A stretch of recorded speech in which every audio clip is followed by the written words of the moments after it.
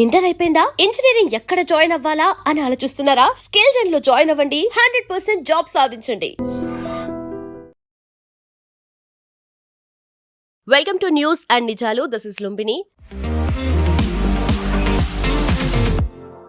Neat paper leak విషయంలో జంతర్ మంతర్ దగ్గర start అయిన సీజేపీ ప్రొటెస్ట్ ఎడ్యుకేషన్ మినిస్టర్ రాజీనామా వరకు వెళ్ళిందంటే జనాలు ఇన్స్టిట్యూషన్స్ దగ్గర నుండి ఏం అకౌంటబిలిటీ ఎక్స్పెక్ట్ చేస్తున్నారు, గవర్నమెంట్ నుండి ఎలాంటి అకౌంటబిలిటీ ఎక్స్పెక్ట్ చేస్తున్నారు, ఎండ్ ఆఫ్ ద డే ఈ ఎంటైర్ ప్రొటెస్ట్ సినారియో నుండి అవుట్కమ్ ఏంటి అండ్ మనమేం నేర్చుకోవచ్చు డిస్కస్ చేద్దాం. ఈరోజు మనతో జాయిన్ అయిపోతున్నారు geopolitical analyst and also senior journalist Suresh Kochattil sir మనతో పాటున్నారు. Let's talk to him. Hello sir, నమస్తే. నమస్తే అమ్మా. సార్, రీసెంట్గా జరిగిన సీజేపీ ప్రొటెస్ట్ జంతర్ మంతర్లో ఏదైతే ఉందో దాని నుండి మనం ఏం నేర్చుకోవచ్చు అన్న దాని గురించి మాట్లాడితే, అంటే ఇప్పుడు యూత్ అంటే నీట్ పేపర్ లీక్ విషయంలో స్టార్ట్ అయినా కూడా డిఫరెంట్ టర్న్స్ తీసుకుంది. అది దెన్ ఆఫ్టర్ మళ్ళీ ఒక మేజర్ ఇష్యూ లాగా టర్న్ అయింది and also politically motivated issues కూడా దీంట్లో ఇన్వాల్వ్ అయ్యాయి అని చెప్పేసి. సో గవర్నమెంట్ దీన్ని ఎలా డిస్టింగ్విష్ చేసుకోవాలి అండ్ ఎంటైర్ సినారియో నుండి అవుట్కమ్ ఏంటి, మనం ఏం నేర్చుకోవాలంటారు? ఒకటి ఉంది, మనం ఎప్పుడు చెప్తా ఉందండి, ఏడుస్తున్న పాపకి పాలిస్తారని. గవర్నమెంట్ అది ప్రూవ్ చేస్తారు ఇంకోసారి. అంటే ఎవరు వైలెన్స్లో ఇండల్జ్ చేస్తారో, ఎవరు రాళ్ళు విసురుతారో, ఎవరు కార్లను తగలబెడతారో, ఎవరు షాప్ విండోస్ని కొట్టి పడేస్తారో వాళ్ళతోనే గవర్నమెంట్ మాట్లాడతారు. 2024లో హర్ష్ దూబే అని చెప్పి ఒక యంగ్స్టర్ ఉన్నాడు, మీకు ఇప్పుడు టీవీలో కనిపిస్తుంటారు, రిజర్వేషన్ వ్యతిరేకంగా మాట్లాడుతుంటారు. ఆ అబ్బాయి 2024లో ఆయన ఒక ప్రొటెస్ట్ కోసం, అంటే అప్పుడు కూడా పేపర్ లీక్ అయింది, 2024లో ఫస్ట్ టైం నీట్ లీక్ అయింది.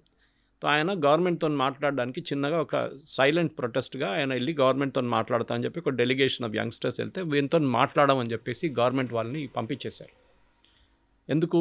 వాళ్ళు చాలా క్వైట్ పీపుల్, చాలా ప్రొఫెషనల్గా మాట్లాడదాం, మాకు వైలెన్స్ వద్దు, ధర్నాలు వద్దు, ఏమొద్దు, మీతో మాట్లాడదాం, మేము రాధాకృష్ణ కమిటీ పెట్టారు, ఒకసారి మా సజెషన్స్ కూడా తీసుకోండి అని చెప్పడానికి. కానీ వాళ్ళని గవర్నమెంట్ అన్నారు, sorry we won't speak to you. దీంతో ఫస్ట్ లెసన్ ఎక్కడే వస్తుంది. ఇప్పుడు నేను జే సాయి దీపక్ గారిది ఇంటర్వ్యూ, ఇంకా కొంతమంది ఇంటర్వ్యూలు చూశాను, ఈవెన్ మన ఎస్ గురుమూర్తి గారి ఇంటర్వ్యూ చూశాను. గురుమూర్తి గారు అయితే ఒక ఎక్స్ట్రీమ్కి వెళ్ళిపోయారు. ఆయన అంటారు దీస్ పీపుల్ ఆర్ క్రిమినల్స్ ఇప్పుడు చేసిన జంతర్ మంతర్. దానికి ఆయన కారణాలు చెప్తున్నారు. అదే టైం సాయి దీపక్ గారు కొంచెం కూడా మెజర్డ్గా ఆయన లీగల్ లాంగ్వేజ్ నుంచి మాట్లాడుతున్నారు. ఫర్ ఎగ్జాంపుల్, ఈ సీజేపీ వాళ్ళు ఏమంటారు, అందరు వ్యతిరేకంగా మీరు కేసులు ఎత్తివేయాలంటున్నారు. కానీ అదే టైంలో వాళ్ళు ఏమంటున్నారు, అక్కడ వచ్చిన క్రిమినల్స్ మీద మాకు కంట్రోల్ లేదు, మీరు చూసుకోవాలండే అంటున్నారు. How can you speak two different tones? మీరు అంటున్నారు క్రిమినల్స్ వచ్చారు, క్రిమినల్స్ అక్కడ దాడి చేశారు, కార్ల మీద దాని మీద రాళ్ళు కొట్టారు, మీరు రాళ్ళు విసిరేశారు, మేము చేయలేదు, వాళ్ళు చేశారంట.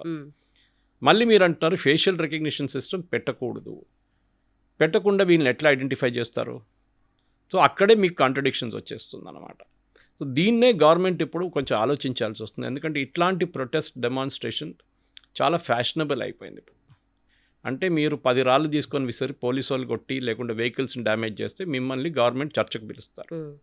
మీరు క్వైట్గా ఉన్న ఒక నాన్ వైలెంట్ మేనర్లో వెళ్ళి ప్రొఫెషనల్గా మాట్లాడదాం అంటే గవర్నమెంట్ మీతో మాట్లాడరు. అది ఏ గవర్నమెంట్ అనగా నేను దాన్నే మోదీ గవర్నమెంట్ తప్పు పడుతున్నాను.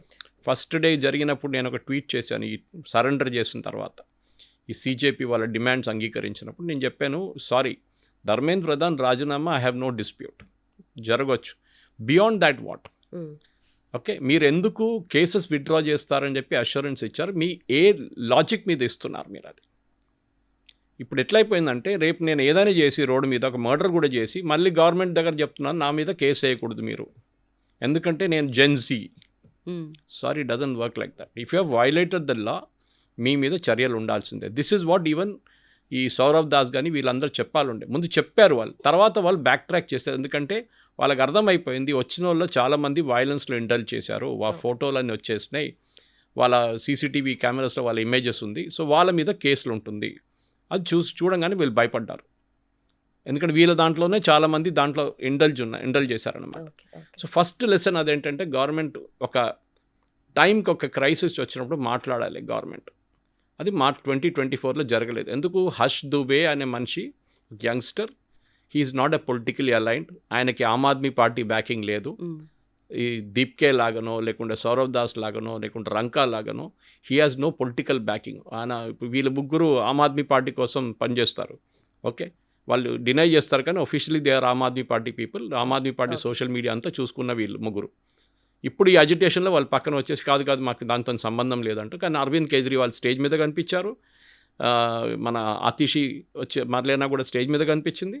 అంటే మీరు ఏమన్నారు ఇనీషియలీ అభిజిత్ దీప్కే మేము ఒక్కరిని కూడా స్టేజ్ మీద రానియమ్మ పొలిటీషియన్స్ అన్నారు. తర్వాత డింపుల్ యాదవ్ వచ్చింది, యోగేంద్ర యాదవ్ వచ్చారు, షబనా ఆజ్మీ వచ్చింది. వీళ్ళందరూ సోకాల్డ్ ఎన్జిఓలందరికీ పొలిటికల్ అఫిలియేషన్ ఉంది, అరుంధతి రాయ్ కూడా. సో వీళ్ళు అర్థం చేసుకోవాలి, మీరు ఒక ఉద్యమం మొదలుపెట్టినప్పుడు దాని రెస్పాన్సిబిలిటీ మీ మీద ఉంటుంది. ఒక రాళ్ళు విసిరారో, లేకుంటే అక్కడ ఒక మర్డర్ జరిగిందో, లేకుంటే అక్కడ ఒక కత్తితో ఎవరైనా పొడిచారంటే as an organiser you are responsible.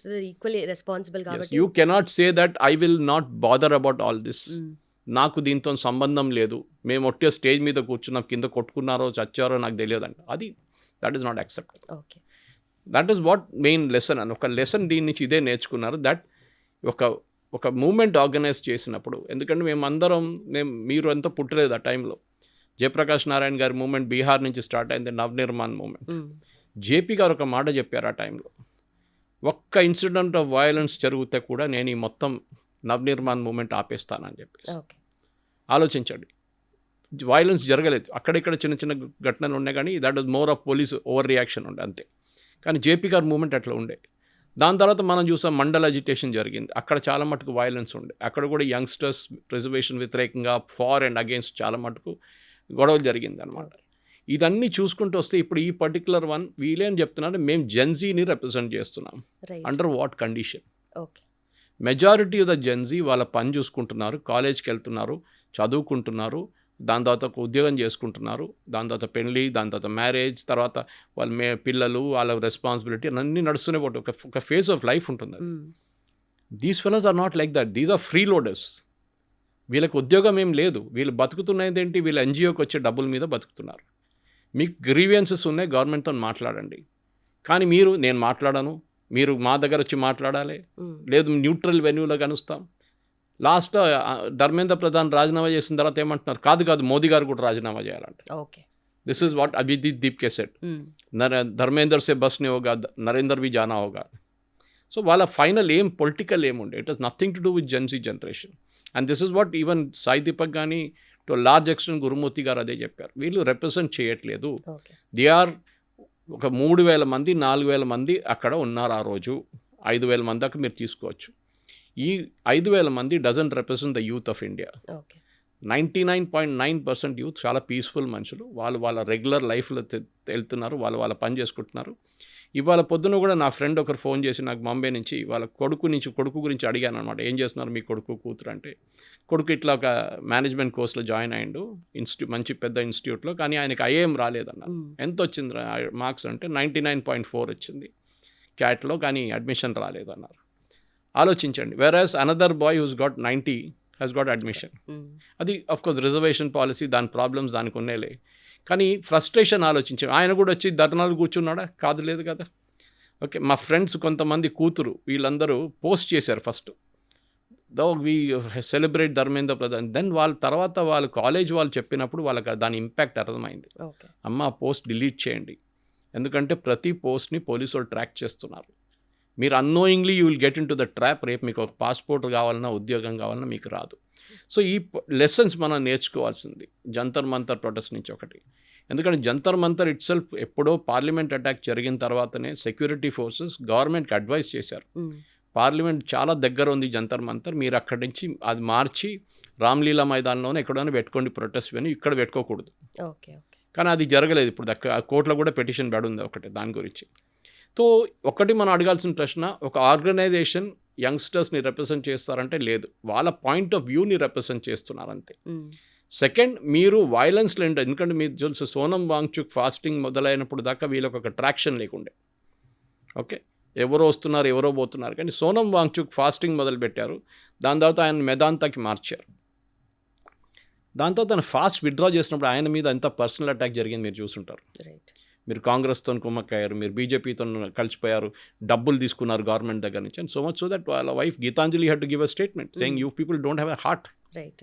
But ఇక్కడ end of the day youth కానీ లేదంటే ఎవరైనా ఎక్స్పెక్ట్ చేసేది ఇన్స్టిట్యూషన్స్ దగ్గర నుండి అకౌంటబిలిటీ కదా సార్. అకౌంటబిలిటీ మరి ఈ ఫామ్లో వస్తే కష్టమే కదా. ప్రతిసారి అకౌంటబిలిటీ అని ఎట్లా డిఫైన్ చేస్తారు మీరు? ఓకే, ఇప్పుడు దాకా పేపర్ లీక్ కాలేదు. 6 సార్లు different central government papers leak అయింది యూపీఏ హయాంలో. ఎడ్యుకేషన్ మినిస్టర్ ఎవరున్నారు తెలుసా మీకు అప్పుడు? కపిల్ సిబల్. మన ప్రెస్ కాన్ఫరెన్స్ పెట్టి ₹1 కోటి ఇచ్చిన మనిషి సీజేపీకి క్రిటిసైజ్ చేస్తున్నారు. ఆయన ఎడ్యుకేషన్ మినిస్టర్ అప్పుడు 6 సార్లు పేపర్ లీక్ అయింది, ఆయన రాజీనామా చేయలేదు. మన్మోహన్ సింగ్ రాజీనామా అడగలేదు. మన్మోహన్ సింగ్ అడిగితే కూడా ఎవరు రాజీనామా చేయరు, ఎందుకంటే he didn't have any power. అది మనం అర్థం చేసుకోవాలి. నేను జస్టిఫై చేయట్లేదు ధర్మేంద్ర ప్రధాన్ చేశారని చెప్పి. ఇక్కడ మధు బంగారప్ప కర్ణాటకలో ఎడ్యుకేషన్ మినిస్టర్, పేపర్ లీక్ అయింది. డీకే శివకుమార్ ఏమంటున్నారు, మంత్రి ఎందుకు రిజైన్ చేయాలి పేపర్ లీక్ అయితే? ఇదే డీకే శివకుమార్ ఢిల్లీలో వచ్చి మన ప్రొటెస్ట్లో కూర్చున్నారు, ధర్మేంద్ర ప్రధాన్ రాజీనామా చేయాలని చెప్పి. సో డైకాటమీ చూడండి అక్కడ. మీరు అడిగిన ప్రశ్నకి yes, government has to speak. The problem అంటే మన దగ్గర దట్ మన గవర్నమెంట్కి బ్యూరోక్రసీ కంట్రోల్ చేస్తారు. రైట్. మినిస్టర్కి వాళ్ళు చెప్తారు, సార్ మీరు వెళ్ళకండి, ఇది చాలా పెద్ద ప్రాబ్లం అయిపోతుంది. సో మినిస్టర్స్కి ఎక్స్పీరియన్స్ లేదు. వాళ్ళు 5-6 సంవత్సరాలు పనిచేసిన వాళ్ళు ఉంటే, not like Rajnath Singh or Amit Shah, చాలా ఎక్స్పీరియన్స్ ఉన్న మనుషులు కాదు వీళ్ళు. వాళ్ళని దానికోసం జేపీ నడ్డా గారిని, జితేంద్ర సింగ్ని పంపించారు ఈ చర్చలకి. గవర్నమెంట్ మాట్లాడడం అంటే you to nip the problem in the bud అంటారు ఇంగ్లీష్లో. ఎక్కడ మొదలైంది అక్కడ మీరు ఫినిష్ చేసేసారు. మీరు దాన్ని మళ్ళీ పొడిగించుకుంటూ పోతే అది పెద్ద ఇష్యూ అయిపోతుంది. సో హర్ష్ దూబే 2024లో నేను మాట్లాడుతాను గవర్నమెంట్ అని చెప్పి ఒక చిన్న డెలిగేషన్ తీసుకెళ్తే ఎడ్యుకేషన్ సెక్రటరీ ఎవరో అన్నారు, sorry we won't meet you. Minister కాదు, మిమ్మల్ని జాయింట్ సెక్రటరీ కూడా కలవారని చెప్పారు. అక్కడ వచ్చింది లెసన్ అంటే వీళ్ళకి అర్థమైపోయింది, ఇప్పుడు నెక్స్ట్ టైం జరిగినప్పుడు we have to resort to violence. కానీ వైలెన్స్ ఏమవుతుంది, వైలెన్స్ జరిగిందంత అంటారు, ఓ ఇది మేము చేయలేదు, మేము చేపియలేదు.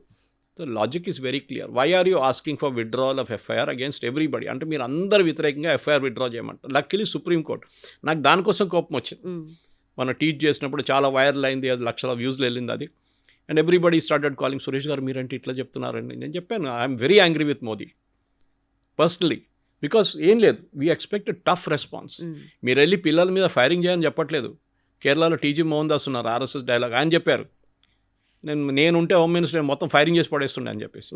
That is way of expressing anger అన్నమాట. ఎందుకంటే మనం చూస్తున్నాం, మన పిల్లలు చదువుకొని కాలేజీలో చదువుకొని ఉద్యోగం చేసి వెళ్ళారు, వాళ్ళకి ఏం ప్రాబ్లం లేదు, వాళ్ళకు కూడా చాలా ఇష్యూస్ వచ్చింది, కానీ వాళ్ళు అడ్డుకున్నారు, వాళ్ళు they carried on with the life. ఇంకోటి మీరు చూసుంటారు, అమ్మాయిలు అక్కడ వచ్చి యూజ్ చేసిన కొన్ని వర్డ్స్ మీరు చూసుంటారు, మోదీ అమ్మగారి గురించి, మోదీ గారి గురించి, మెలోనీ అండ్ మోదీ గారి గురించి. ఓకే, ఒకడైతే మొత్తం ప్యాంట్ ఇప్పేశాడు. ఇదంతా వాట్ ఈస్ ఇట్? అమ్మాయిలు అంటే మీ అప్బ్రింగింగ్ ఏంటి? మీ పేరెంట్స్ మిమ్మల్ని ఏం నేర్పించారు? ఒక పబ్లిక్లో వెళ్ళినప్పుడు మీకు తెలుసు మీ మీద 10 కెమెరాలు తిరుగుతున్నాయి, ఇది పబ్లిక్ అయిపోతుంది, ఇప్పుడు ఏడుస్తున్నారు, నాతో తప్పు అయిపోయింది, మా అమ్మగారు నాన్నగారు నన్ను ఇంటికి రాని అట్లేదు. డెఫినెట్గా మనం సొసైటీలో బతుకుతున్నాం మనం. వాళ్ళు అడుగుతారు, ఓ నిన్న అక్కడ కనిపించావు, ఏమైంది, చాలా జోష్లో చెప్పే మోదీ గారిని అది చేస్తాను, మోదీ గారిని చంపేస్తానని చెప్పి ఇప్పుడు చేస్తున్నావని అడుగుతారు. యూ కెనాట్ ఫేస్ ఆ మూమెంట్లో. మీకు ఆ గ్లోరీ రావడానికి, మీకు ఆ ఇన్స్టాగ్రామ్లో ఫాలోయింగ్ రావడానికి చేశారు. ఒక అమ్మాయి అయితే ఒక ట్రక్ని బస్సుని ఆపినట్ల మన మహారాష్ట్ర పోలీస్ ఒక బస్సుని ఆపిన షాట్ ఒకటి ఉంది, ఆమె కావాలని చేసింది డ్రామా అది. ఎందుకంటే బంగ్లాదేశ్లో there was a similar shot. దానికోసం టియనమన్ స్క్వేర్లో జరిగినప్పుడు ఒక ఆయన ట్యాంక్ ముందు వచ్చి నిలబడ్డారు. Those were authentic moments. ఇది షో ఆఫ్ కోసం చేసింది ఆమె. ఆమెకి ఇన్స్టాగ్రామ్ ఫాలోవర్స్ కావాలండే. తర్వాత తెలిసింది అదంతా. ఇప్పుడు ఆమె ఏడుస్తుంది, నా ఇన్స్టాగ్రామ్ బ్లాక్ చేసేసారు, నన్ను ఇంటికాడ తిడుతున్నారు, నన్ను బయటికి వెళ్ళినట్లేదు. అరే you bought it on your self. Agitation చేయాలంటే చేయండి, ఎవరు వద్దనట్లేదు, కానీ పీస్ఫుల్గా ఉండాలి. పోలీసు వాళ్ళకు కూడా హక్కు ఉంది. స్టూడెంట్స్ కూడా మేము ప్రిపేర్ అయ్యాము చూడండి అని చెప్పి ప్రూవ్ చేసుకోవాల్సిన సిచ్యువేషన్స్ వస్తున్నాయి. అంటే వాళ్ళ పెన్స్ కానీ, లేదంటే రాసిన మాక్ టెస్ట్లు కానీ, ఇవన్నీ కూడా మేము ప్రిపేర్ అయ్యాము, మేము జెన్యూన్ స్టూడెంట్సే అని చెప్పి చాలా మంది ప్రూవ్ చేసుకోవడానికి ట్రై చేస్తున్నారు. పియర్ ప్రెషర్ అంటారు మనం. అది ఎప్పుడున్న యంగ్స్టర్స్కి పెద్ద ప్రాబ్లం అది. అంటే ఇన్స్టాగ్రామ్లో మీరు కనిపించారా, నువ్వు ఇన్స్టాగ్రామ్లో లేవా, you didn't go to this restaurant, అరే it is such a beautiful place, చూడలేదా, నేను పోస్ట్ చేశాను చూడంట. సో వీళ్ళేమంటారు, డబ్బులు లేకున్నా కానీ ఆ రెస్టారెంట్కి వెళ్తారు, మిడిల్ క్లాస్ ఫ్యామిలీ నుంచి. It must be a very high 5-star stuff. ఎందుకు? పియర్ ప్రెషర్ ఉంటుంది మీ మీద. సో అమ్మ దగ్గర నాన్నగారు డబ్బులు తీసుకొని అడిగి అక్కడికి వెళ్తారు, లేకుంటే ఫ్రెండ్స్తో షేర్ చేసుకుంటూ వెళ్తారు. పియర్ ప్రెషర్ ఉంది. డ్రెస్సింగ్ సెన్స్ పియర్ ప్రెషర్ ఉంటుంది. మీరు ఏ సినిమాకి వెళ్తారు, పియర్ ప్రెషర్ ఉంటుంది. మీరు ఏ మ్యూజిక్ వింటారు, పియర్ ప్రెషర్ ఉంటుంది. సో ఈ పియర్ ప్రెషర్ని ఎక్స్ప్లాయిట్ చేసుకున్నారు ఆ రోజు. మీరు చెప్పండి, సౌత్ ఇండియా నుంచి ఇప్పుడు ఇక్కడ ప్రొటెస్ట్ చేశారు, ఇందిరా పార్క్ దగ్గర అంతా ప్రొటెస్ట్ చేసి వెళ్ళిపోయారు వాళ్ళు. ఏమైనా గొడవ చేశారా? ఏం లేదు కదా. స్పీచ్లు ఇచ్చారు, మోదీ గారిని తిట్టారు, ధర్మేంద్ర ప్రధాన్ రాజీనామా చేయాలన్నారు, 10 స్లోగన్లు రేస్ చేశారు, ఇంటికి వెళ్ళిపోయారు. రైట్. అఫ్ కోర్స్ వాళ్ళకు కూడా ప్రాబ్లం వస్తుంది, ఎందుకంటే వాళ్ళ ఫోటో ఇప్పుడు పోలీసు వాళ్ళ దగ్గర ఉంది. Correct. Okay, they also taken their own photographs. ఇదే నాకు అర్థం కాదు, మీరు అంటున్నారు police facial recognition system use చేయకూడదు, అదే టైంలో అభిజిత్ దీప్కే లాంటి వాళ్ళని చెప్తున్నారు ఇది పోలీసు వాళ్ళ పని, ఎవరు వచ్చారని వాళ్ళు ఐడెంటిఫై చేయాలని చెప్పి. ఒకవైపు మీరు అంటున్నారు you should not use facial recognition, ఒకవైపు మీరు ఆధార్ కార్డ్ చెక్ చేయని అనుమతించలేదు పోలీసు వాళ్ళు స్టార్ట్ చేస్తే, మూడో సైడ్ ఏమంటున్నారు మీరు మీ రెస్పాన్సిబిలిటీ లా అండ్ ఆర్డర్ మీది, మాది కాదు. లా అండ్ ఆర్డర్ రెస్పాన్సిబిలిటీ ఉన్నప్పుడు ఒకసారి లక్ష్మణ్ రేఖ ఉంది, అది బ్యారికేడ్ పెట్టారు, సెక్షన్ 144 పాత సెక్షన్ 140, ఇప్పుడు బిఎన్ఎస్ఎస్లో ఇంకో సెక్షన్ ఉంది, అది దాని కింద more than 4 people should not assemble. ఈ పర్మిషన్కి 2 రోజులే పర్మిషన్ ఇచ్చారు, after that it is illegal. చట్టంలో లాలు అదే చూస్తారు, they don't look at your emotions and other things. మీరు చట్టం వైలేట్ చేశారా, yes, then that section is applicable against you. అది మీకు నెక్స్ట్ 30 సంవత్సరాలు నడుస్తున్నట్టు మన్మోహన్ సింగ్ కేసు చూడండి, నిన్న డిసైడ్ అయింది. ఆయన సంతకం పెట్టారు పేపర్ మీద, అంతే కోల్ స్కామ్లో సంతకం పెట్టిన దానికి మన్మోహన్ సింగ్ మీద కేసు ఉండే, లాస్ట్ టైం చనిపోయారని చెప్పి ఆ కేసు క్లోజ్ చేశారు. ఓకే, ఎన్ని సంవత్సరాలు అయింది మన్మోహన్ సింగ్, ఆలోచించి ఎన్ని సంవత్సరాలు కోల్ స్కామ్ అది ఆల్మోస్ట్ 14-15 years now. సో మనం ఆ ప్రైమ్ మినిస్టర్ లెవెల్లో కూడా ఆయనకి ఒక ఏం చెప్తారు, ఒక క్లోజర్ రాలేదు. అప్పుడు యంగ్స్టర్స్ ఎవరండి, వీళ్ళ మీద 20-25 సంవత్సరాలు నడుస్తుంటుంది కేసులన్నీ, పోలీస్ స్టేషన్ తిరగాల్సి వస్తుంది మీకు. సో దీప్కే, సౌరవ్ దాస్, వీళ్ళందరూ they are very funded, heavily funded, 5-star culture, వీళ్ళందరూ రిచ్ ఫ్యామిలీస్. మీరు చూసుంటారు 5-star హోటల్లో పార్టీ చేశారు సౌరవ్ దాస్, డ్యాన్స్ చేశారు, మోదీ గారిని మాక్ చేశారు ఫ్రాండ్స్ అని చెప్పేసి. నేను అడుగుతున్నా ఒకటి, అక్కడ 3,000, 4,000, 5,000 మంది ఉన్నారు కదా యంగ్స్టర్స్, చాలామంది ఇక్కడి నుంచి వచ్చారు, వాళ్ళని కూడా పిలవచ్చు కదా 5-star, ఓన్లీ యువర్ ఫ్రెండ్స్. ఇదొక క్వశ్చన్ అందరూ అడుగుతున్నారు, అంటే మీరు ఒక ఎక్స్క్లూజివ్ క్లబ్ క్రియేట్ చేసుకుంటున్నారు మీకోసం అన్నమాట. సెకండ్, మీరు డిమాండ్ చేస్తున్న అందరి మీద ఎఫ్ఐఆర్ రద్దు చేయాలి, supreme court luckily supreme court sir no. So మన యంగ్స్టర్స్ వైపు నుంచి నేర్చుకోవాల్సిన లెసన్ చాలా ఉన్నాయి. డోంట్ ఫాలో ద క్రౌడ్, ఇంగ్లీష్లో అంటాం డోంట్ ఫాలో ద హర్డ్ అంటాం. హర్డ్ మెంటాలిటీ అంటే మనం మేకలు చూస్తుంటాం, గుంపు వెళ్ళిపోతుంది, అది ఒక మేక పోయిందని దాని వెనక పోతారు, అందరు పోతారు, వాళ్ళు ఆలోచించరు. ఓకే, సేమ్ విత్ డక్స్, వాళ్ళు ఒక రూట్లో ఒక డక్ పోయిందనుకో అందరు దాని వెంట పోతారు మొత్తం అనమాట. ఇది ప్రాబ్లం మన యంగ్స్టర్స్కి. ఇప్పుడు వాళ్ళ ఆ మెచ్యూరిటీ వాళ్ళకి లేనప్పుడు, ఎస్పెషల్లీ 17 to 18, 19, 20 ఆ ఏజ్ గ్రూప్ ఉంది చూడండి, I've gone through that face with my daughter. వాళ్ళ ఆ ఏజ్ గ్రూప్లో మీరు వాళ్ళు దే ఆర్ చేంజింగ్ ఓవర్ అన్నమాట, from a teenager to a kind of slightly mature individual. అప్పుడు ఒక రెబెలియస్ స్ట్రీక్ ఉంటుంది వాళ్ళ దాంట్లో, ఏమైనా చెప్తే అమ్మ నాన్నని బ్యాక్ ఆన్సర్ చేస్తారు. చాలామంది పేరెంట్స్ నా దగ్గర వచ్చి చెప్పారు, సురేష్ గారు ఇట్లా బ్యాక్ ఆన్సర్ చేస్తున్నారు, మీరు ఎట్లా హ్యాండిల్ చేశారని. So there are ways to handle it అన్నమాట. వాళ్ళ స్పేస్ ఇవ్వాల్సి వస్తుంది, ఇవ్వకుండా ఒక డిక్టేటర్ లాగా మనం పర్ఫామ్ చేయలేము ఇంటికాడ. Okay, especially when you have single children, that is the biggest problem. So అట్లాంటి దాంట్లో మనం అర్థం చేసుకోవాలి, కానీ పేరెంట్స్ పిల్లలకి నేర్పాలి. మీరు ఒక సినిమా థియేటర్కి వెళ్ళినప్పుడు అక్కడ ఎట్లా బిహేవ్ చేయాలి, ఒక రెస్టారెంట్కి వెళ్ళినప్పుడు ఎట్లా బిహేవ్ చేయాలి, పెద్దోళ్ళు కూర్చున్నప్పుడు ఎట్లా బిహేవ్ చేయాలి, వాళ్ళతో ఎట్లా మాట్లాడతారు. ఓకే, ఏదో వచ్చి అరగెంట్గా మాట్లాడడం కాదు. సో ఎల్డర్స్ ఉంటారు ఫ్యామిలీలో, వారు ఏదో చెప్తారు, ఏమమ్మా నువ్వు ఇట్లాంటి డ్రెస్ వేసుకున్నావు అంటారు కొంత పెద్దోళ్ళు. You have to take it in the right spirit. Okay, doesn't matter, ఏదో ఒక అపాలజీ చెప్పేసి అక్కడి పక్క నుంచి దూరిపోవాలి అంతే. కానీ వాళ్ళతో కొట్లాడతారా, కాదు, it doesn't happen that way. మన ఇండియన్ సోషల్ సిస్టమ్ ఇప్పుడు కూడా రెస్పెక్ట్ ఫర్ ఎల్డర్స్ చాలా ఇంపార్టెంట్. మేబీ అమెరికాలో, యూరోప్లో అంతా లేకపోవచ్చు, కానీ మన దగ్గర ఉంది ఇప్పుడు కూడా అనమాట. సో ఈ అజిటేషన్లో జరిగింది ఏంటంటే, ఒకటి మొదలైంది కరెక్ట్ మెథడాలజీలో, fasting was a good idea. Okay, కానీ దాని తర్వాత జరిగిన ఘటనతో ఇప్పుడు ఏమైపోయిందంటే, ఇప్పుడు కేసులు పెట్టినప్పుడు వీళ్ళు ఏడుస్తున్నారు, మళ్ళీ మేము తీస్తాం, మళ్ళీ మీరు ఎట్లా చేస్తారు, మళ్ళీ ఇది మీరు చేయలేరు, you cannot do it. Once it is done, finished, now the damage is over. మీరు మళ్ళీ నేను వెళ్ళి కూర్చుంటాను అక్కడంటే పోలీసు వాళ్ళు పోనీ, మీరు అక్కడ వెళ్ళనియరు మిమ్మల్ని, వెళ్తే కూడా ఎవరు పట్టించుకోరు మిమ్మల్ని ఇప్పుడు ఈసారి. దట్ ఇస్ ద ప్రాబ్లమ్ అనమాట. ఇన్నోవేషన్ పోయింది, ఫస్ట్ టైం ఉంటుంది చూడండి ఆ ఇంట్రెస్ట్, అది సెకండ్ టైం ఉండదు. బట్ ఇక్కడ మనకు స్టేట్ గవర్నమెంట్లో చూసుకుంటే చాలా మూవ్మెంట్స్ అండ్ అజిటేషన్స్ జరిగాయి. ఫర్ ఎగ్జాంపుల్, ఇప్పుడు గ్రూప్స్ పేపర్ లీక్ విషయంలో కూడా ఫస్ట్ అంటే 3 times ఎగ్జామ్ కండక్ట్ చేశారు. ఇప్పుడు మళ్ళీ అదే ఇందిరాబాగ్ దగ్గర చాలా మంది స్టూడెంట్స్ ధర్నా చేశారు, అక్కడే లాఠీ చార్జీలు కూడా అయ్యాయి. ఇవన్నీ చూసుకుంటే ఇన్ని మూమెంట్స్ మనకు నేషన్ లెవెల్లో ఇన్ని జరిగినా ఎందుకు దీనికి ఇంత ఎస్కలేషన్ వచ్చిందంటారు? ఏం లేదు, దిస్ ఇస్, మీరు ఢిల్లీలో చేసే ఒక అజిటేషన్, హైదరాబాద్ చేసిన అజిటేషన్కి డిఫరెన్స్ ఉంటుంది. హైదరాబాద్ చేసిన ఇందిరా పార్క్లో లోకల్ పేపర్లో, లోకల్ ఛానల్లో వస్తుంది. అది కూడా ఎట్లా అంటే అక్కడ ఒక ఈవెంట్ మేనేజ్మెంట్ లాగా, అది మీరు అక్కడ వెళ్ళి పోలీస్ పర్మిషన్ తీసుకొని ఆ లెటర్, వాడు అక్కడ కొంతమంది ఉంటారు, కేటరింగ్ వాళ్ళు ఉంటారు, టెంట్ హౌస్ వాళ్ళు ఉంటారు, వాళ్ళకి వెళ్ళి చూపి, అన్న రేపు టెంట్ కావాలి మాకు, ఒక 200 చైర్లు కావాలంటే, మైక్ కావాలి, ఫుడ్ కావాలి మాకు, కొంచెం నీళ్ళు ఉండాలి అంటే, అంతా అరేంజ్ చేసేటోళ్ళు ఉన్నారు అక్కడ ఈవెంట్ మేనేజ్మెంట్. మీరు మనుషులు దాన్ని కూడా కావాలంటే కొంతమంది వాలంటీర్స్ని తీసుకొస్తారు వాళ్ళు కూర్చోబెట్టడానికి, జిందాబాద్ చెప్పడానికి, స్లోగన్ చెప్పడానికి అంతా. మీరు డెమాన్స్ట్రేషన్ చేసినప్పుడు ఢిల్లీలో మీకు విజిబిలిటీ ఉంటుంది, ఎందుకంటే ఇదంతా నేషనల్ క్యాపిటల్. ఇంటర్నేషనల్ మీడియా వస్తారు, మోదీ గారు వెళ్ళిపోయారు, మోదీ గారు చూసారు మీరు బ్లూంబర్గ్లో కానివ్వండి, Al Jazeera, Modi is finished, Guardian. ఏమైందండి ఇప్పుడు? Where Modi is finished? ఈ స్టిల్ దేర్. ఈవెన్ దో నేను కూడా మోదీ గారిని క్రిటిసైజ్ చేశాను. For not dealing very strongly with this fellow. వీళ్ళతో స్ట్రాంగ్గా డీల్ చేయాలండి.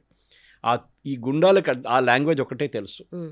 90% వర్ జెన్యున్ యంగ్స్టర్స్. కానీ ఈ 10% ఉన్నారు చూడండి ఈ పొలిటికల్ ఆర్గనైజర్స్. అది కాకుండా 2600 మంది పోలీసు చెప్పారు, క్రిమినల్స్ వచ్చారు, రేపిస్ట్, మాలెస్టర్స్, పాక్సో కేసు ఉన్న వాళ్ళు అక్కడ ఉన్నారు ఆ రోజు. అప్పుడు మీరెందుకు అరెస్ట్ చేయలేదని అడుగుతున్నారు అభిజిత్. మీరు అరెస్ట్ చేయాలి ఉండే కదా. పోలీసు వాళ్ళు అరెస్ట్ చేస్తే అప్పుడు మీకు సీన్ తెలిసిపోతుంది. అక్కడ ఎవరు వీళ్ళు పోలీసు వాళ్ళు అరెస్ట్ చేశారు మమ్మల్ని అని చెప్పి మళ్ళీ గొడవ జరుగుతుంది. అదే హైలైట్ చేస్తారు. So they కెప్ the diplomatic. And I was very please today CRPF chief ఆయన అడ్రస్ చేస్తాం, ఎందుకంటే ఆర్ఐఎఫ్ వాళ్ళ కింద వస్తుంది, ర్యాపిడ్ యాక్షన్ ఫోర్స్. వాళ్ళ మీద చాలా ఆరోపణలు చేశారు. ఈ పోలీసు వాళ్ళకు కూడా హ్యూమన్ రైట్స్ ఉందండి, వాళ్ళకు కూడా ఫ్యామిలీస్ ఉన్నారు. మీరు వాళ్ళ మీద రాళ్ళు విసిరితే వాళ్ళు చూసుకుంటూ ఊరుకుంటారు. వాళ్ళ దగ్గర ప్రోటోకాల్ ఉంది, స్టాండర్డ్ ప్రోటోకాల్. పట్నాలో, సీతామఢీ, బీహార్లో ఫైరింగ్ చేశారు AK-47తో. Yes, AK-47 is a standard issued weapon నా. .303 కాదు ఇప్పుడు, పాత బోల్ట్ యాక్షన్ రైఫిల్ కాదు ఇప్పుడు. అండ్ వాళ్ళ మీద ఫైరింగ్ జరిగింది సీతామఢీలో. లోకల్స్ ప్రూఫ్ ఇచ్చారు దానికి. బీహార్లో ప్రతి కార్నర్ షాప్లో ఉంటుంది చిన్న చిన్న గన్స్, అక్కడ ఇల్లీగల్ ఫైరింగ్ జరిగింది. So he fired in the air which is a standard protocol. And that to district collector పక్కన ఉన్నారు, ఆయన ఆర్డర్ ఇచ్చింది ఫైర్ ఇన్ ద ఎయిర్ అని చెప్తే ఫైర్ చేస్తారు. పోలీసుల జాబ్ అది. ఇక్కడ ఏం జరిగింది? పార్లమెంట్ మార్చ్ నడుస్తుంది. తెలుసు పార్లమెంట్ మీద దీని ముందు కూడా దాడి జరిగింది. అక్కడ చాలామంది చనిపోయారు సెక్యూరిటీ ఫోర్స్ వాళ్ళు. ఈసారి వెళ్తున్న గుంపులో ఒక 2300 మంది పార్లమెంట్ వైపు పరిగెత్తుకుంటూ వెళ్తే దాంట్లో ఒక హ్యూమన్ బాంబ్ ఉంటే మీరేం చేస్తారు? సూసైడ్ బాంబర్ ఉన్నానుకోండి, వాడు పార్లమెంట్ లోపల దూరిపోతే సూసైడ్ బాంబ్ చేస్తే who is responsible for it? అప్పుడు అభిజిత్ దీప్కి అంటాడు, నేను కాదు, మీరు చూసుకోవాలి ఉండేదంతా అంటారు. పోలీసు వాళ్ళని ఆపడం వాళ్ళ జాబ్ అది. మీరు సెక్రటేరియట్కి వెళ్ళి ఇక్కడ డెమాన్స్ట్రేషన్ చేయండి, చేయిస్తారా? అనుమతిస్తారా? మిమ్మల్ని ట్యాంక్ బండ్ దగ్గర ఎత్తుకెళ్తారు పోలీసు వాళ్ళు, లాఠీచార్జ్ చేస్తారు, టియర్ గ్యాస్ కొడతారు. టియర్ గ్యాస్ కొట్టకూడదు, లాఠీచార్జ్ చేయకూడదు. కేరళలో సెక్రటేరియట్ ముందు మన CPM వాళ్ళు ప్రొటెస్ట్ చేశారు, SFI వాళ్ళు, ఇదే ఇష్యూ మీద. కేరళ పోలీస్ 14 FIRలు రిజిస్టర్ చేశారు, ఇవాళ దాకా విత్డ్రా చేయలేదు. 14 FIRలు విత్డ్రా చేశారు. అదే రాహుల్ గాంధీ ఢిల్లీలో కూర్చొని అంటున్నారు, ఇదే VD సతీశన్ కేరళ ముఖ్యమంత్రి ఢిల్లీకి వెళ్ళి FIR విత్డ్రా చేయాలి. అరే మీరు FIR పెట్టింది ఏమైందిరా అంటే అది సపరేట్, దట్ ఈస్ మా పొలిటికల్ బ్యాటిల్. కేరళలో CPMకి మాకు ఎప్పుడు పొలిటికల్ బ్యాటిల్, ఇది కూడా అంతే కదా. This is the political battle ఇప్పుడు జరుగుతుంది. కానీ ఇప్పుడు లెసన్స్ ఏంటంటే ఈ సైలెంట్ మెజారిటీని ఎవరు రిప్రజెంట్ చేస్తున్నారు? రాకెట్లు తయారు చేస్తున్నారు, they are making lithium batteries, they are doing innovation, వాళ్ళు స్టార్టప్స్ పెడుతున్నారు, 400 స్పేస్ స్టార్టప్స్ ఉన్నాయి. వాళ్ళు పని చూసుకుంటున్నారు. అపోలో డైనమిక్స్ అని చెప్పి మన బిట్స్ పిలాని హైదరాబాద్ క్యాంపస్లో డ్రోన్స్ తయారు చేస్తున్నారు. There is the silent majority which is at work. అదే టైంలో నీట్ ఎగ్జామ్ లీక్ అయింది, మనకు ఏ రెస్పాన్సిబిలిటీ లేదంటే అది కూడా లేదు. Government has a responsibility for that. Exam system ఫ్లాడ్ మనది.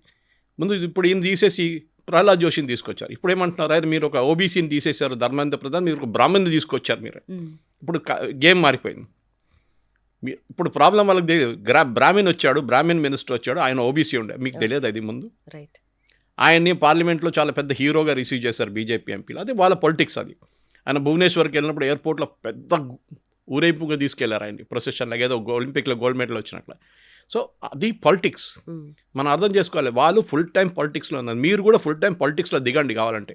But don't masquerade as a student leader. మీరు ఓపెన్గా చెప్పండి, మేము దీంట్లో ఫుల్ టైం ఉన్నాం, మా ప్రొఫెషన్ ఇది, పొద్దున కద్దరు వేసుకుంటాం, మేము దిగుతాం, లాఠీచార్జ్ తింటాం, ఇంటికి వస్తాం, అన్నం తింటాం, మళ్ళీ వెళ్తాం, మళ్ళీ గొడవ చేస్తాం, ఇది మా లైఫ్ ఇదే అండి. మలయాళంలో ఒక సినిమా ఉండే సందేశం అని చెప్పి, people can watch it's on YouTube, చాలా పాత సినిమా. It's exactly on this lines, how politics has become a profession అని చెప్పేసి. సో మన దగ్గర కూడా అంతే. సో మీరు నీట్ లీక్ జరిగింది, అరెస్ట్ చేశారు, ఫాస్ట్ ట్రాక్ కోర్ట్స్ పెట్టారు. దాని తర్వాత ఎగ్జామ్ సెంట్రల్ గవర్నమెంట్ నడిపించే ఎగ్జామ్స్కి ఏం చేయాలని నందన్ నీలకేని కమిటీని పెట్టారు. ఇప్పుడు నందన్ నీలకేని పెట్టి ఆయన తిడుతున్నారు, వీళ్ళు మోదీ తిట్టారు కదా, అప్పుడు మేము కూడా తిడతాం ఆయన. That is not the solution. Let them come up with the recommendation. Okay, ఒకసారి లీక్ అయింది, 2 సార్లు లీక్ అయింది, 6 సార్లు కపిల్ సిబల్ ఉన్నప్పుడు లీక్ అయినప్పుడు మన్మోహన్ సింగ్ ఎవరు రాజీనామా చేయలేదు, ఎవరు ఏం చేయలేదు. కానీ I'm not justifying it again. కానీ ఓవరాల్ పిక్చర్ చూస్తే ఏంటంటే మన దగ్గర మీరు వైలెన్స్ చేస్తేనే గవర్నమెంట్ మీ మాటలు వింటారు. మీరు సైలెంట్గా కూర్చొని ఇందిరా పార్క్ లేకుంటే జంతర్ మంతర్లు ఎన్నో ప్రొటెస్ట్ నడుస్తాయి మన ఇందిరా పార్క్ లాగా, ఎవరిని పట్టించుకోరు. కేరళ సెక్రటేరియట్ బయట వెళ్ళండి మీరు, మొత్తం ఒక 15-20 టెంట్లు ఉంటుంది పేమెంట్ మీద. ఆ 1500 రోజులు అయింది ప్రొటెస్ట్, 342 రోజుల ప్రొటెస్ట్. ఏదో ఒక ఇది ఉంటుంది, అన్ఎంప్లాయిడ్ యూత్ అది ఇది, మా ఇది వచ్చింది, మెరిట్ లిస్ట్ వచ్చింది, మాకు ఉద్యోగం రాలేదు, గవర్నమెంట్ ఉద్యోగం రాలేదు, ఇది నడుస్తూనే ఉంటుంది అన్నమాట. వాళ్ళని ఎవ్వరు పట్టించుకోరు. అప్పుడప్పుడు ఒక పొలిటికల్ లీడర్ వస్తాడు, స్పీచ్ ఇస్తాడు, వెళ్ళిపోతాడు, అంతే. టెలివిజన్ ఛానల్ వాళ్ళు అందరూ వస్తారు, కథ వీళ్ళు కూడా జిందాబాద్ అంటారు, అయిపోయింది. మళ్ళీ వీళ్ళందరూ నిద్రపోతారు, మళ్ళీ పొద్దున్న నెక్స్ట్ ఇంకో టీం వస్తుంది. This is the thing that is happening అనమాట. మనం అర్థం చేసుకోవాలి that how politics is coming to the entire thing. మీరు జెన్యున్ స్టూడెంట్ ప్రొటెస్ట్ ఉంటే it should have been a genuine student protest. Government మీ డిమాండ్స్ అంగీకరించారు, ఓకే. ఎఫ్ఐఆర్ గురించి ఒకటే డిస్ప్యూట్ ఉంది, supreme court is seized the issue, we cannot do anything. నేను supreme court పట్టించుకోను అని చెప్పి సౌరవ్ దాస్ అంటే వాట్ ఆర్ యూ టాకింగ్? గవర్నమెంట్కి పైన వస్తుంది supreme court when the give judgments, you have to listen, that is why it's called supreme court. Supreme government కూడా వినాల్సి వస్తుంది సుప్రీంకోర్టు జడ్జ్మెంట్ ఇచ్చినప్పుడు. కాదు మేము పట్టించుకోము సుప్రీంకోర్టుని, సారీ, ఇది బనానా రిపబ్లిక్ కాదు, ఇది చట్టాలు ఉన్నాయి, చట్టాలు వినాల్సిందే మీరు అన్నమాట. ఓకే. బట్ సార్ ఎంత ఇది ఇలాంటి ఇష్యూస్ ఎప్పుడు వచ్చినా కూడా అంటే మనం బ్యూరోక్రసీయే నమ్ముకున్నాం కాబట్టి, బ్యూరోక్రసీయే నేషన్ని బిల్డ్ చేస్తుంది కాబట్టి వాళ్ళెందుకు అకౌంటబిలిటీ తీసుకోరు? ప్రతిసారి మినిస్ట్రీ లెవెల్లో మాత్రమే ఎందుకు పీపుల్ అజిటేషన్స్ చేయడం కానీ వాళ్ళనే తిట్టడం కానీ చేస్తారు? ఇండియన్ బ్యూరోక్రసీ ఒక బ్రిటిష్ రెమినెంట్ అన్నమాట. అంగ్రేజ్ గయే లేకిన్ ఔలాద్ చోడగే అంటారు హిందీలో. అది మన దగ్గర ప్రాబ్లం. మన బ్యూరోక్రసీ ఇప్పుడు కూడా మారలేదు. వాళ్ళు పాత సిస్టంలో ఉన్నారు. వాళ్ళు ఒకసారి ఐఏఎస్ అయితే వాళ్ళు అనుకుంటారు దేవుడి తర్వాత నేనే ఉన్నా అనుకుంటారు.